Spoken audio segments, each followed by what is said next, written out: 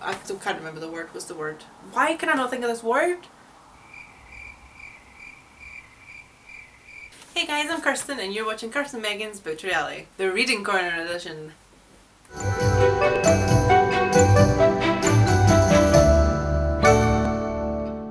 Hey guys, so it's been a minute. I was supposed to put up my creative process video last week. I didn't. I got an email through to say that I was going to be going back to work.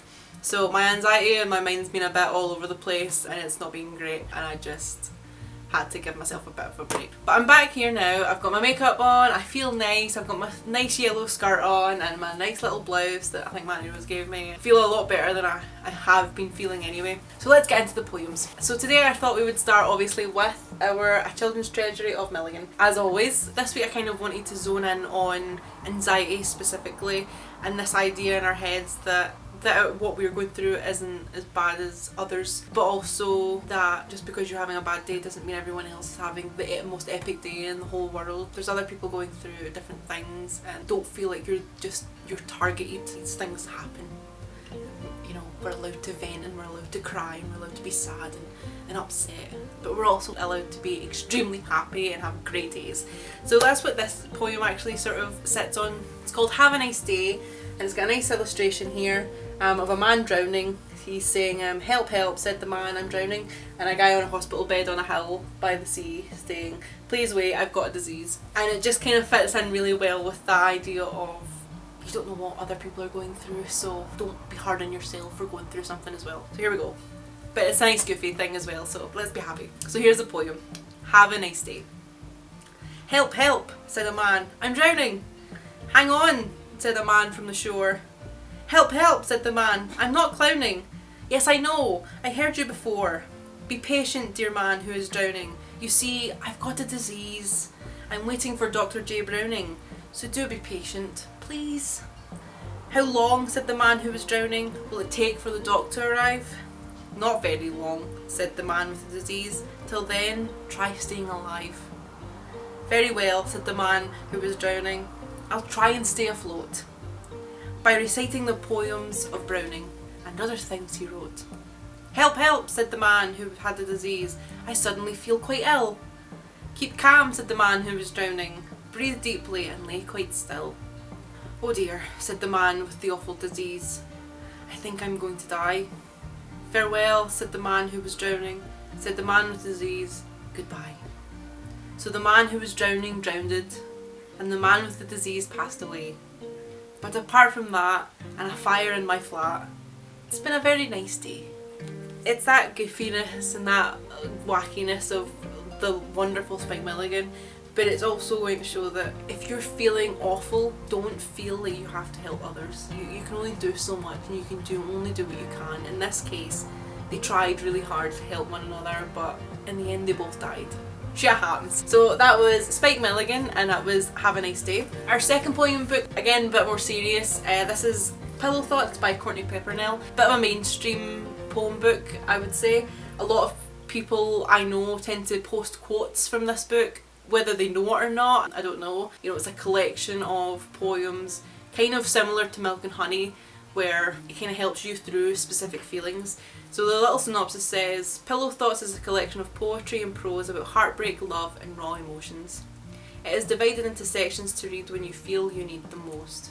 Make a cup of tea and let yourself feel. This week we're going to be focusing on, based on the whole anxiety and nervousness and can't get out of your own head and your own self-deprecation. First poem we're going to read. This one is the closest to that whole idea of what's in your head. So here we go. You're still here, you know. Under all the messy things, under the stress, the anxiety, the sadness, you're still you.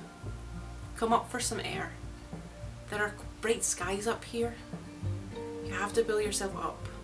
I know you feel like you can, but you can. I believe in you more than you know. And I think the lovely thing about this poem is that, I mean, it could be a multitude of people speaking to you, but I think for me, it's as if I'm talking to myself. It's me telling myself that I'm still here, even under everything. There's the other side of my head that is still there, pushing me on and telling me that I am good enough. and not to let the anxiety and the sadness and the self-deprecation get a hold of me and sort of pin me down, because the other side is there and it's my biggest fan, essentially. There's another one here I really wanted to read. The reason I've chosen this one is actually for my friends, Sarah specifically in this point of view. I was speaking to Sarah last week, and what I was hearing a lot when she was venting to me was that she feels like her problems aren't as significant as other people's because they have it worse. And that's not the case. You know, you're allowed to have a crap day, you're allowed to have a crap time in life, and that doesn't make it any less real or awful than someone else's just because they might have slightly worse scenario. So this is for all the people who are struggling but refuse to ask for help, or don't want to ask for help, or worry about asking for help. So this is for you. Let's be frank. There are times it feels like the whole world is falling apart. You cannot compare your pain to others, so why respond with someone else has it worse? Pain is immeasurable when it's felt, because in that moment it feels like the worst pain on earth. So, pillow thoughts. Courtney Peppernell. You ever feel like you need someone to listen to you and tell you, give you some advice and make you feel like, shit, I'm not alone in this, other people have been through this? This is a great book. So that's our 3 poems today. Before I say goodbye and let you go on with your day, I also wanted to just introduce as a parody, so it's The Wobbit, which is by the Harvard Lampoon. I think he's great, he's just hilarious, and obviously this is a parody of The Hobbit. And the reason I want to talk about this and sort of give you guys a little taste of it is because I feel like a lot of people don't give parodies enough credit, and I don't think they get the credit that they're due. I think comedians are one of the most intelligent people on this earth. When your whole profession is based on making people smile and laugh, man, that's so admirable. I mean, what I would give to be a comedian. So that's why I want to introduce this. I think the thing I love about it is you can see it in the original, you can see it in the masterpiece that is Lord of the Rings or The Hobbit, and you can imagine these things happening and going, oh my god, how ridiculous is this? It's so good. The wonderful thing about this is that he's actually stayed very true to the way that Tolkien writes. So in The Lord of the Rings, so if anyone's read it, you'll notice that at the beginning, instead of just diving straight into the story with concerning hobbits, what he actually does in the beginning is he introduces you to the different races within Middle Earth, so that you've already got that backstory of what they are, who they are, where they come from, so that when you get into the story he doesn't have to explain that when he gets there. You've already read it if you choose to. If you don't choose to, then he's taken that concept that J.R.R. Tolkien does so well and he's put it into his own book, The Wobbit, and just made an absolute mockery. Not in a bad way. It's not him saying that J.R.R. Tolkien stuff's crap. It's not him saying that, oh, this is actually how it should be done, because it's an absolute riot. It's a spoof. It's literally just taking the story and just having a laugh. This is him introducing what a wobbit is. So the title is, And What is a Wobbit? And he's written, wobbits are little people, smaller than little people. They love peace and quiet and food, especially food. Meats, poultry, fish, carbs, dairy, and of course meats. Berries too. Botanically speaking, a berry is any simple, fleshy fruit produced from a single ovary. It may surprise you to learn that many fruits we don't commonly think of as berries. Bananas, avocados, tomatoes, and even pumpkins and watermelons are actually true berries. Oranges, cumicots, lemons, and other juicy fruits one might peel fall under the category of modified berries. Even more surprising, though, is that some of our most cherished everyday berries are not berries at all. Blackberries and raspberries are properly classified as aggregate fruits. They contain seeds from different ovaries of a single flower, while mulberries are multiple fruits, easy enough to remember because they incorporate multiple flowers packed closely together. Even the beloved strawberry is not an actual berry. It is an accessory fruit, so called because the part you eat is not generated by an ovary.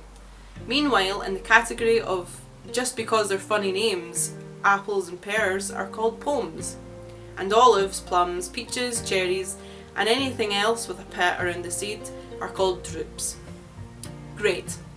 And what is a wobbit? I don't know. Why don't you read the stupid book you bought? Idiot. Before I obviously was reading it to you.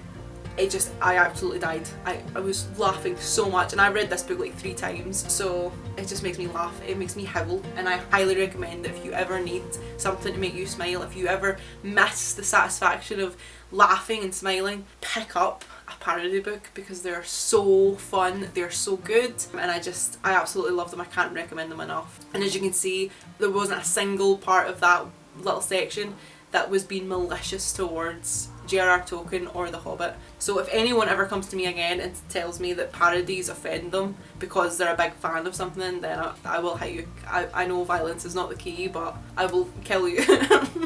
Death is upon you. So that's us for today. I'll just go through the books that we done today. So as ever, we've got A Children's Treasury of Milligan by Spike Milligan, and the poem today was Have a Nice Day. The second one we were doing was Pillow Thoughts by Courtney Peppernell. The 2 poems we didn't have titles, none of them do, but they are under the heading of If You Need Encouragement. And then the last book that we were looking at was The Wobbit by the Harvard Lampoon, and it's a parody of The Hobbit, and it's absolutely wonderful. The other one is called Lord of the Rings, and it's by the same author, and obviously that's Lord of the Rings. And that's us for today, so thank you so much for joining us. I hope you guys are all safe, I hope you're all well, and hopefully I'll be able to keep the reading corner up for you guys, even if with going back to work and Megan going back to work, we can't keep up with the creative process as much as we'd like to. Hopefully the reading corner will continue to thrive, reading you some lovely poems. Anyway, have a lovely day, and I'll see you in the next reading corner. Bye!